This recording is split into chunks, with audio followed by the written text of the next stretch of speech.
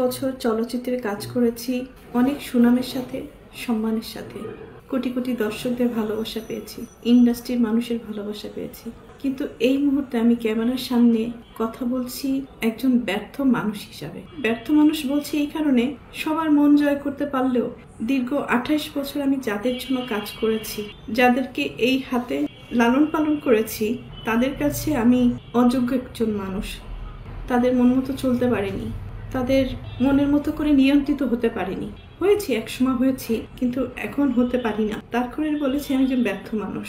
একটা মানুষ তো সবসময় সবার কাছে ভালো হতে পারে না, সব সময়ের জন্য ভালো হতে পারে না। আমি যখন ইনকাম করেছি, 2 হাতে দিতে পেরেছি, লুটাতে পেরেছি, তখন আমি আমার পরিবারের কাছে অনেক প্রিয় একজন মানুষ ছিলাম।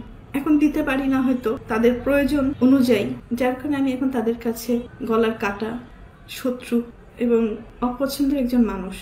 দীর্ঘ 2 দিন যাবৎ আমি আসলে দেখলাম যে আমার পরিবার কতটা নিচে নামতে পারে।